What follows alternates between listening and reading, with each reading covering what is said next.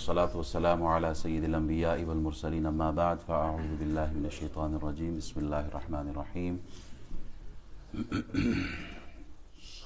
إن الله وملائكته يصلون على النبي يا أيها الذين آمنوا صلوا عليه وسلموا تسليما اللهم صل على سيدنا ومولانا محمد وعلى آل سيدنا ومولانا محمد وبارك وسلم وصل عليه.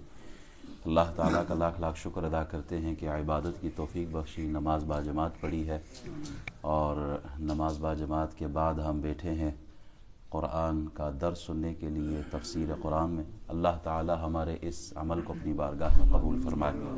قرآن مجید فرقان حمید کی جو ترتیب نزولی ہے، جس طرح قرآن نازل ہوا ہے تو ترتیب نزولی کے حساب سے پہلی سورت کون سی ہے جسے ہم سورہ علق کہتے ہیں؟ اقرا. پہلی 5 آیتیں نازل ہوئی ہے. اقرا بسم ربک الذی خلق. یہ سورت ترتیب کے حوالے سے پہلی ہے، لیکن جب آپ ترتیب مصحف کو دیکھیں گے، قرآن کھولیں گے تو پہلی سورت آپ کو کون سی نظر آئے گی؟ سورہ فاتحہ. علق کی جو آیتیں ہیں وہ بھی پوری ایک ساتھ نازل نہیں ہوئی. سورہ علق جو ہے وہ ابتدائی طور پر 5 آیتیں نازل ہوئی تھی، پوری سورت نہیں ہے. پھر اس کے بعد سورہ مدثر نازل ہوئی ہے، یا ایھا المدثر قم فانذر وربک فکبر. یہ جو ابتدائی 5 آیتیں ہیں سورہ علق کی نازل ہوئی پہلے، پھر اس کے بعد سورہ مدثر نازل ہوئی ہے. قرآن کریم کی کچھ صورتیں مکی کہلاتی ہیں اور کچھ مدنی کہلاتی ہیں. مکی صورتیں وہ ہیں کہ جو ہجرت سے پہلے جتنی صورتیں نازل ہوئی، مکی صورتوں کی تعداد غالباً 86 ہے.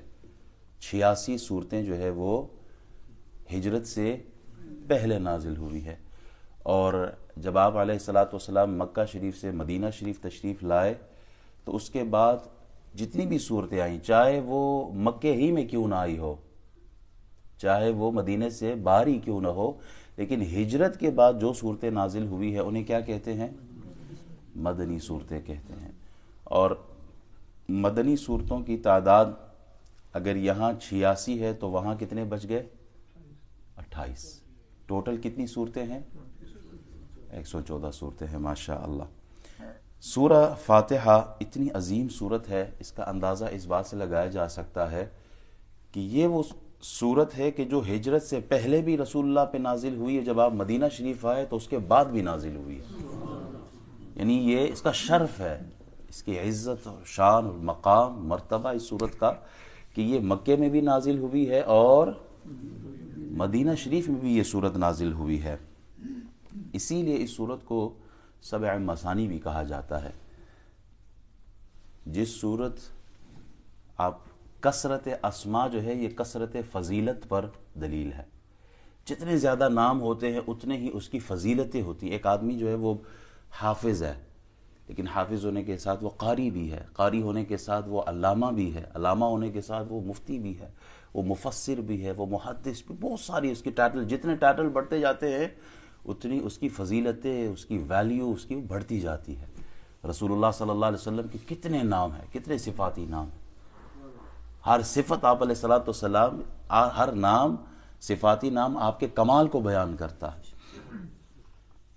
سورہ فاتحہ اس کا ایک نام 7 مثانی ہے. 7 کہتے ہیں 7 کو مثانی وہ جو بار بار دہرائی جائے. یہ وہ واحد صورت ہے کہ جس کا ہر نماز میں پڑھنا واجب ہے. فجر ہو ہم سورہ فاتحہ پڑھتے ہیں، ظہر ہو، عصر ہو، مغرب ہو، عشاء ہو، فرض ہو، واجب ہو، سنت ہو، نفل ہو. آپ تہجد پڑھیں، آپ اشراق پڑھیں، چاشت پڑھیں، اوابین پڑھیں، کوئی بھی نماز آپ پڑھیں تو آپ کون سی سورت پڑھتے ہیں؟ سورۃ الفاتحہ. اس کا پڑھنا واجب ہے. اور ابھی ہم نے ظہر کی نماز پڑھی ہے، پہلی رکعت میں بھی فاتحہ، دوسرے میں بھی فاتحہ، تیسرے میں بھی فاتحہ، چوتھی میں بھی فاتحہ. تو اس سورت کو 7 مثانی اس لیے کہتے ہیں کہ یہ بار بار دہرائی جاتی ہے، اس سورت کو بار بار پڑھا جاتا ہے. قرآن مجید فرقان حمید سورہ حجر آیت نمبر 87 میں اللہ تعالیٰ ارشاد فرماتا ہے وَلَقَدْ آتَيْنَاكَ سَبْعًا مِنَ الْمَثَانِ وَالْقُرْآنِ الْعَظِيمِ، اور بے شک ہم نے آپ کو 7 آیتیں بار بار دہرائی جانے والی اور قرآن عظیم عطا فرمایا ہے۔ اس سورت کو ہم فضیلت کے اعتبار سے باقی پورے قرآن کو اگر کمپیئر کریں تو یہ پورے قرآن کا خلاصہ ہے۔ پہلے تو ہم اس کو فاتحۃ الکتاب کہتے ہیں۔ فاتحہ یہ لفظ فتحہ سے ہے، فتحہ کہتے ہیں کھولنے کو۔ جب آپ قرآن کھولتے ہیں تو سب سے پہلے جس سورت پر آپ کی نظر جاتی ہے وہ سورہ فاتحہ ہے۔ یہ قرآن کی تلاوت کا آغاز بھی اس سورت سے ہے، تعلیم القرآن کا آغاز بھی اس سورت سے ہے، رحمت اور برکت کے دروازے جو کھلتے ہیں وہ بھی اسی سورت سے ہے۔ جب ہم قرآن پڑھنا شروع کرتے ہیں نا تو کہاں سے شروع کرتے ہیں؟ سورہ فاتحہ سے شروع کرتے ہیں، اسی لیے اس کو فاتحۃ الکتاب کہتے ہیں۔ فاتحہ اسی لیے کہتے ہیں کہ یہ کھولتی ہے قرآن کا آغاز۔ جو ہی ہم کلام اللہ جب ہم تعلیم دیتے ہیں، جب قرآن پڑھتے ہیں، جب اس کی تبلیغ کرتے ہیں تو یہیں سے ابتدا کرتے ہیں۔ اس سورت کا ایک اور نام بھی ہے جسے ہم ام القرآن کہتے ہیں، ام الکتاب بھی کہتے ہیں۔ یہ اس کے نام ہے، صفاتی نام ہے بہت سارے۔ ام القرآن کا مطلب یہ ہے کہ یہ اصل قرآن، مغز قرآن، مقصود قرآن، یا اس کو ہم ایک اور آسان الفاظ میں اس کو کہ سمری ہے جو پورے قرآن کی، خلاصہ ہے جو پورے قرآن کا، وہ سورۃ الفاتحہ ہے۔ کیونکہ قرآن کا جو مقصود ہے، پورا قرآن آپ اگر پڑھتے رہے نا آپ کو رزلٹ 4 چیزیں ملیں گی پورے قرآن کی۔ ایک تو اس میں اللہ کی توحید بیان ہے پورے قرآن میں، الحمد سے لے کے والناس تک آپ قرآن پڑھیں آپ کو اللہ کی الوہیت، وحدانیت، اس کے ایک ہونے کا اقرار ہے۔ قولوا لا الہ الا اللہ، لا الہ الا اللہ، هو اللہ الذی لا الہ الا، یہ ساری آیتیں ہیں۔ دوسرا اس میں نبوت ہے، سارے نبیوں پر ہمارا ایمان ہے، آدم علیہ السلام سے لے کر حضرت محمد الرسول اللہ صلی اللہ علیہ وسلم تک، کیونکہ آپ علیہ السلام خاتم النبیین ہیں۔ ہمارا ایمان ہے رسول اللہ صلی اللہ علیہ وسلم پر نبوت کا دروازہ۔ اب اگر کوئی قادیان سے اٹھ کے خود کو نبی کہلوانا شروع کر دے تو ہم اسے کذاب ہی کہیں گے، وہ جھوٹا ہی ہے۔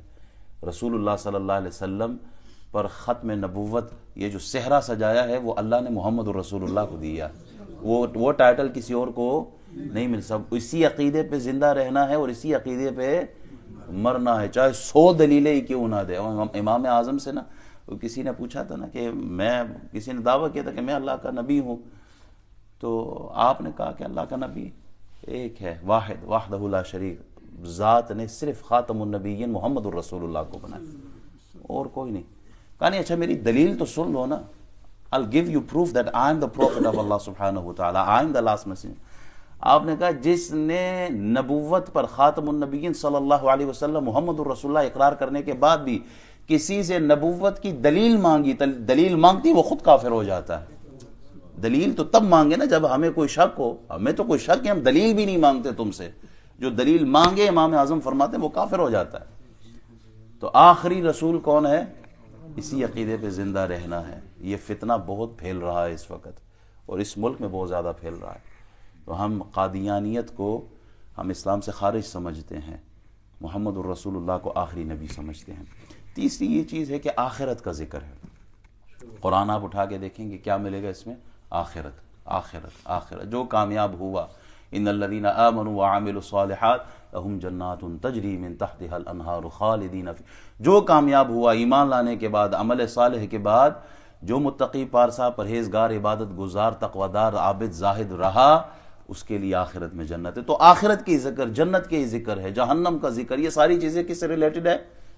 آخرت سے۔ اگلا جو ہے وہ قضاء و قدر، یہ ساری چاروں چیزیں جو ہے یہ اس سورہ فاتحہ میں ملتی ہے، اسی لیے اس کو ام القرآن کہتے ہیں۔ دیکھیں امام بھی اسی سے ہے، ام القرآن، امام کہاں کھڑا ہوتا ہے؟ سب سے آگے ہوتا ہے، امام سب سے آگے ہوتا ہے، اور اسی لیے سورۃ الفاتحہ کو ام القرآن کہا گیا کیونکہ یہ قرآن میں سب سے پہلی سورت ہے، اصل سورت، اصل قرآن ہے۔ اسی طرح اس سورت کو سورۃ الوافیہ بھی کہتے ہیں، پوری ہونے والی سورت۔ باقی قرآن کی جتنی بھی صورتیں ہیں نا، 113 صورتیں، آپ جب نماز پڑھتے ہیں تو نماز میں باقی جو صورتیں ہیں اگر ان میں آپ کوئی آدھی بھی پڑھ لیتے ہیں نا نماز آپ کی ہو جائے گی. ہم سورہ فاتحہ پڑھنے کے بعد ایک الگ صورت اور بھی پڑھتے ہیں نا جس کا پڑھنا واجب ہے. تو ایک بڑی آیت یا 3 چھوٹی آیتوں کے مقدار کے برابر 3 چھوٹی آیتوں کی مقدار کے برابر پڑھنا واجب ہے سورۃ الفاتحہ پڑھنے کے بعد. یہ 113 صورتوں کی بات ہو رہی ہے. لیکن سورہ فاتحہ وہ صورت ہے جس کو آدھی نہیں پڑھی جا سکتی, اس کو پوری کی پوری پڑھنی ہے. اب اگر کوئی نماز شروع کرتا ہے نا الم نشرح لك صدرك ووضعنا عنك وزرك الذي انقض ظهرك, پوری صورت ہے. اگر فاتحہ کے بعد پوری صورت نہیں پڑھتا, اگر آدھی بھی پڑھ لیتا ہے نماز ہو جائے گی. ایسا ہی ہے. بلکہ ایک اور انا اعطیناک الکوثر فصل لربک وانحر ان شانئک هو الابتر. یہ 3 چھوٹی چھوٹی, سب سے چھوٹی صورت قرآن میں, چھوٹی سے مراد یہ ہے آیتوں کی بات کر رہا ہوں, ورنہ سورہ کوثر تو عرش کے خزانوں سے ملی ہے. یہ چھوٹی نہیں ہے, سورہ عرش یہ عرش کے خزانوں سے ملی ہے. تو اس کو پڑھنے کے بعد پھر آدمی رکوع کی طرف جاتا ہے. لیکن اگر سورہ فاتحہ کی ایک بھی آیت چھوڑ دی تو واجب پوری نماز نہیں ہوئی. اس لیے اس کا پورا پڑھنا ضروری ہے. دوسری وجہ اسے وافیہ کہنے کی یہ ہے کہ اس سورت کے مضامین میں بہت جامعیت ہے, جامع صورت ہے. اس کو سورۃ الکافیہ بھی کہتے ہیں. خیرات اور برکات کے حصول کے لیے یہ سورت کافی ہے, اسی لیے اس کو سورہ کافیہ کہتے ہیں. قرآن مجید کے تمام مضامین کی, پورے قرآن کی جتنی بھی مضامین ہیں نا, اس کی نشاندہی اس سورت میں کافی ہے. آپ اللہ کی ذات اور اس کے صفات کے مضامین کو اگر اسٹڈی کرنا چاہیں تو الحمدللہ رب العالمین الرحمن الرحیم مالک یوم الدین, الرحمن الرحیم تک آپ دیکھیں نا تو یہ اللہ کی صفات کا اظہار ہے اس کی ذات کے حوالے سے. اگر آپ قیامت کا ذکر دیکھیں تو مالک یوم الدین. اگر عبادات کا, احکامات کا ذکر دیکھیں تو ایاک نعبد و ایاک نستعین, اہدنا الصراط المستقیم. یہ انبیاء کا, صلحاء کا, انبیاء سابقین جو گزرے ہیں ان کا طریقہ, وہ سب کا سب اخلاقیات کی تعلیمات, وہ جتنی بھی کچھ ہے وہ اس ایک آیت اہدنا الصراط المستقیم میں جلوہ گر ہے. اور پھر انبیاء سابقین جتنے بھی صلحاء, صالحین, اولیاء کاملین, نیک بندے ہیں, ان تمام کا ذکر اگر ملتا ہے تو وہ صراط الذین انعمت علیہم میں مل جاتا ہے. کیونکہ انعامی یافتہ لوگ کون ہیں؟ انعم اللہ علیہم من النبیین والصدیقین والشہداء والصالحین. ان ساری کیٹیگریز کا ذکر جو ہے صراط الذین انعمت علیہم, جن پر تیرا انعام ہوا ہے, وہ اسی صورت کے اندر ذکر ہے. اور جن قوموں پر اللہ کا عذاب آیا ہے, جنہوں نے نافرمانی کی ہے, جن پر غضب آیا ہے, جن پر تباہی آئی ہے, ان کا ذکر کہا ہے غیر المغضوب علیہم ولا الضالین. گویا سورہ فاتحہ جو ہے وہ اجمال ہے, اس کے اندر بریف سمرائز کیا گیا ہے, اور اس کی تفصیل جو ہے, اس کی جو کامنٹری ہے, اس کی جو تفصیل ہے, اس کا جو پھیلاؤ ہے, پورا ذکر ہے, وہ پورے قرآن میں آپ کو نظر آتا ہے. تو سورہ فاتحہ کو, پورے قرآن کو سمرائز کر کے آپ کو ایک چھوٹے سے پہلے ہی پیج پہ آپ کو سارا قرآن کا جو سمری ہے قرآن کی وہ پیش کر دی گئی ہے. سورۃ الشفا بھی اس کو کہتے ہیں, رقیہ بھی اس کو کہتے ہیں. اس سورت کو پڑھ کر دم کرنے سے بیماریاں جو ہیں وہ دور ہو جاتی ہیں. ہمیں ایک واقعہ ملتا ہے, تفاسیر تقریباً ہر مفسر نے اس کو نقل کیا ہے. حضرت ابو سعید خدری رضی اللہ تعالیٰ عنہ فرماتے ہیں کہ رسول اللہ صلی اللہ علیہ وسلم نے ہم 30 آدمیوں کو ایک جنگ کے لیے روانہ کر دیا. جنگی مہم پر ہم نکل پڑے. کہتے ہیں ہم ایک علاقے میں پہنچے, عرب کا قبیلہ تھا, تو ہم نے وہاں پڑاؤ کیا. ان کے پاس جا کے ہم نے کہا مہمان نوازی کریں, چونکہ عرب بہت مہمان نواز لوگ ہیں, کہ آپ ہماری مہمان نوازی کرو. آگے سے انہوں نے جو ہے وہ کوئی مہمان نوازی نہیں کی, انکار کر دیا. اب اللہ کی کرنی ایسی کہ اس علاقے کا جو سب سے بڑا ان کا لیڈر تھا, سردار تھا, اس کو بچھو نے کاٹ لیا. تو یہی لوگ دوڑتے ہوئے آئے, اپنے طبیب شبیب جتنے تھے وہ تو تھک گئے. انہوں نے کہا کوئی خاص معاملہ نہیں ہو رہا, کوئی حل نہیں نظر آ رہا. تو تو کہا جا کے وہ دیکھو، وہ محمد کے ماننے والے ہیں، ان کے پاس کوئی ہو سکتا ہے کوئی حل ہو. تو دوڑتے ہوئے آئے صحابہ کرام کے پاس. انہوں نے کہا کہ جناب ہم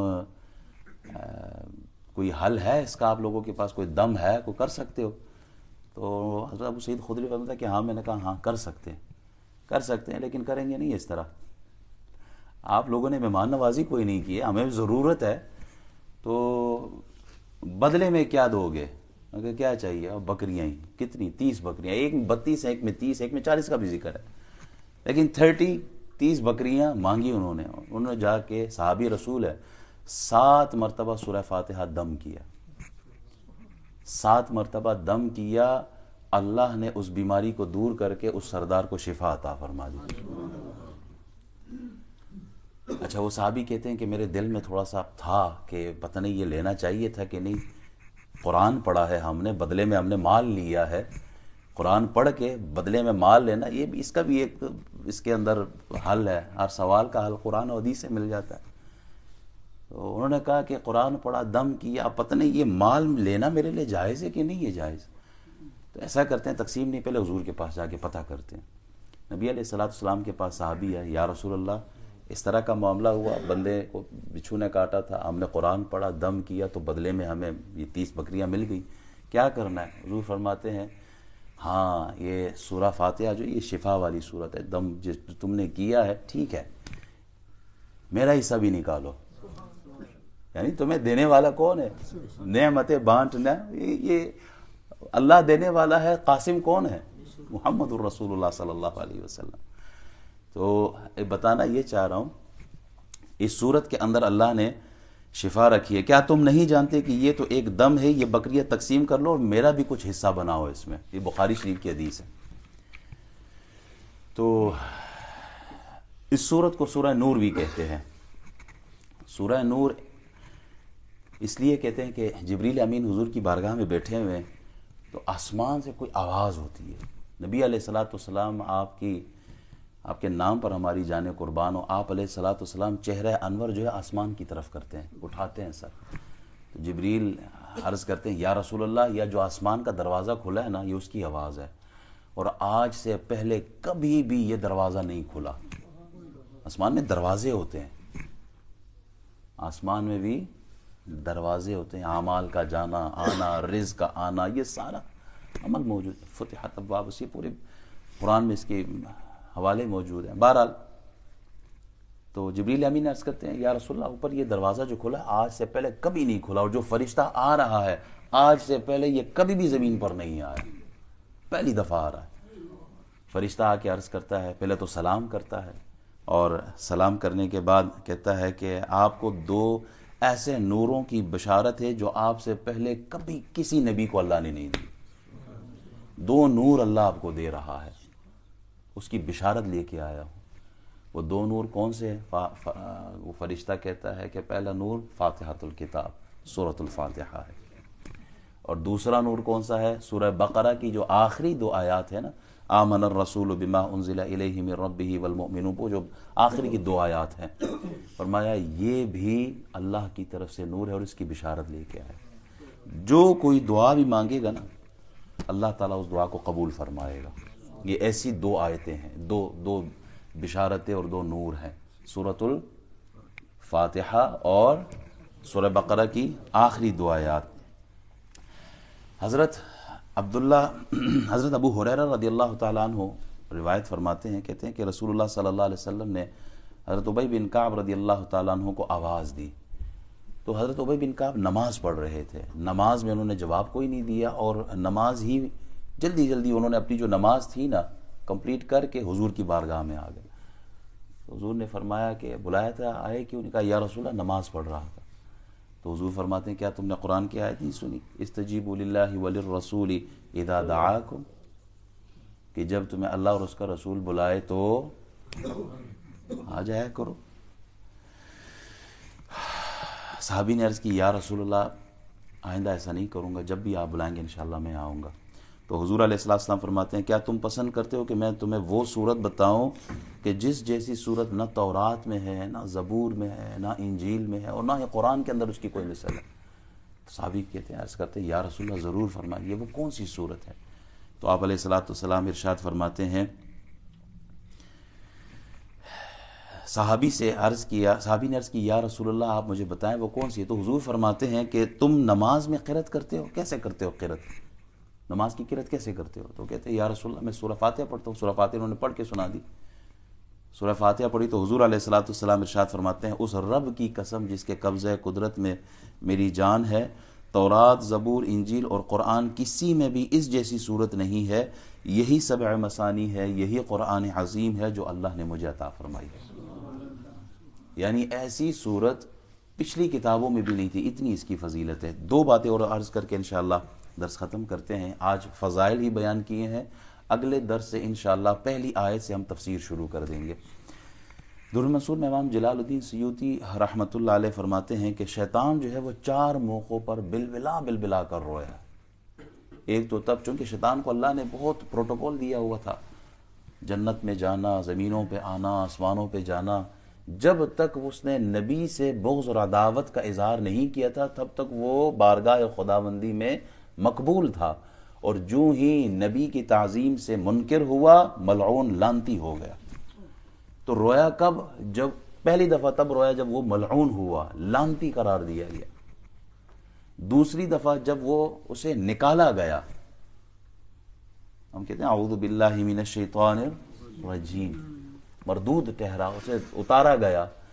تیسری دفعہ وہ تب رویا جب رسول اللہ صلی اللہ علیہ وبارک وسلم کا میلاد شریف ہوا، جب آپ کی برتھ ہوئی، جب آپ کی ولادت ہوئی تو شیطان بہت رویا ہے۔ یہ جو روتے ہیں نا میلاد منانے والے، ان کو کوستے ہیں کہ میلاد منانے والے، ان کو ڈراتے ہیں میلاد منانے والے، میلاد کیوں مناتے ہو تم لوگ؟ تکلیف ہوتی ہے، وہ حدیثیں نکال کے پتہ نہیں کیا کچھ سامنے لاتے ہیں، تکلیف ہے ایک لحاظ سے۔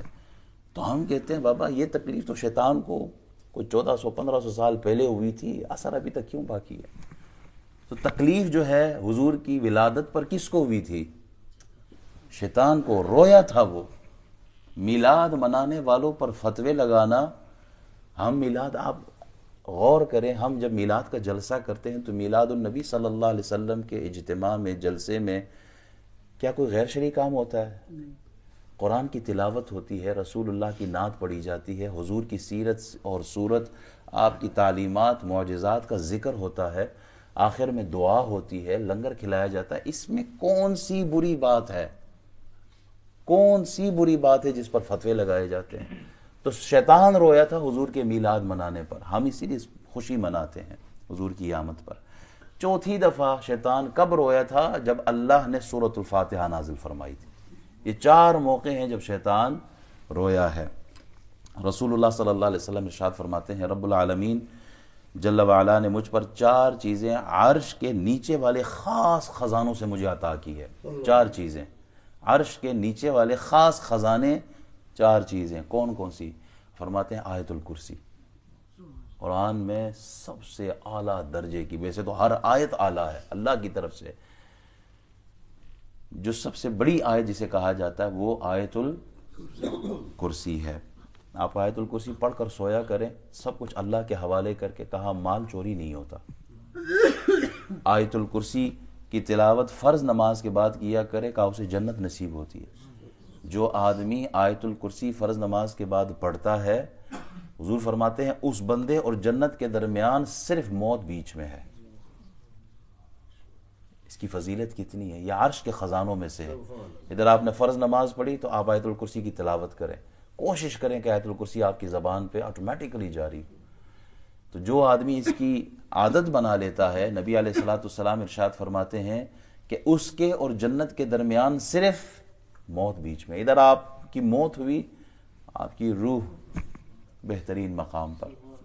دوسرا، آپ علیہ الصلوۃ والسلام ارشاد فرماتے ہیں جو عرش کے خزانوں میں ملا ہے وہ سورہ بقرہ کی آخری 2 آیتیں ہیں۔ تیسری چیز جو عرش کے خزانوں میں سے ہے وہ سورہ کوثر ہے، سورۃ الکوثر، انا اعطیناک الکوثر فصل لربک وانحر ان شانئک هو الابتر۔ اور چوتھی چیز جو عرش کے خزانوں میں سے ہے وہ سورۃ الفاتحہ ہے۔ اللہ تعالی ہمیں قرآن مجید فرقان حمید کے ان جو ہم نے فضائل سورہ فاتحہ کے سنے ہیں بار بار سورۃ الفاتحہ پڑھتے رہا کریں. یہ دعا بھی ہے, سورۃ الفاتحہ دعا ہے. دعا ہمیں سکھائی جا رہی ہے کہ پہلے ہمیں اسٹریٹ دعا نہیں مانگنی چاہیے, بلکہ پہلے اللہ کے صفاتی ناموں کا اظہار ہو. الحمدللہ رب العالمین الرحمن الرحیم مالک یوم الدین, یہ سب اللہ کے صفات کا اظہار ہے اس کے اندر. ایاک نعبد و ایاک نستعین, یہ بندے اور اللہ کے درمیان ہے. پہلی 3 آیتوں کے لیے اللہ ارشاد فرماتا ہے یہ میرے لیے, سورۃ الفاتحہ میرے اور میرے بندے کے درمیان ہے. وہ جو بیچ کی آیتیں ایاک نعبد و ایاک نستعین, یہ میرے لیے. اہدنا الصراط المستقیم صراط الذین انعمت علیہم غیر المغضوب علیہم ولا الضالین, اب یہ بندے کے لیے, یا بندہ دعا مانگ رہا ہوتا ہے تو دعا مانگنے کے لیے پہلے اللہ کے صفاتی ناموں کا اظہار ہو, اللہ کے کمالات, اللہ کی تعریف, اللہ کی خوبیاں, اس کا اظہار ہو, اور اس کے بعد پھر اپنا مدعا اللہ کے حضور پیش کرے. ہمارے یہاں تو ویسے ہی ہاتھ اٹھا کے اللہ مینو اے بھی دیں, اللہ مینو او بھی دیں, تو پہلے اللہ کی صفاتی ناموں کا اظہار جو طریقہ ہے دعا کا, اس طرح دعا میں ہم کہتے ہیں نا, جہاں بھی ہم کہیں پھوڑی ہو تو ہم کیا کہتے ہیں جی, فاتحہ پڑھو جی, ایسے ہی ہے. اس سے مراد کیا ہے, دعا مانگی جاتی ہے. تو یہ سورۃ الفاتحہ سورۃ الدعا بھی ہے, اس کو سورۃ الصلاح بھی کہتے ہیں کیونکہ نماز کے اندر پڑھی جاتی ہے. تعلیم ہے اس میں, ہر نام کے ساتھ, اس کے صفات کے ساتھ اگر آپ پیچھے دیکھیں تو اس کی وجوہات ہے کہ اس کو کیوں یہ نام دیے گئے ہیں. تو انشاءاللہ اگلے درس میں ہم سورہ فاتحہ کی پہلی آیت سے ابتدا کریں گے, اور ضرور کوشش کریں کہ وہ درس مس نہ کریں, اس لیے کہ ہم فاتحہ ہر نماز میں پڑھتے ہیں تو ہمیں پتہ بھی ہو کہ اس کا مطلب کیا ہے, اس کا مفہوم کیا ہے, اس کے پیچھے کیا اس کی تفسیر ہے, اور کیا اس کا جو کمنٹری ہے وہ کیا ہے. تو اگر ہمیں وہ سارا کچھ ذہن میں ہو, پھر جب آپ اللہ اکبر کہہ کے نماز شروع کرتے ہیں نا, آپ کو پھر نماز میں ایک الگ ہی کیفیت ملے گی. اللہ تعالی ہمارے دروس کو قبول فرمائے.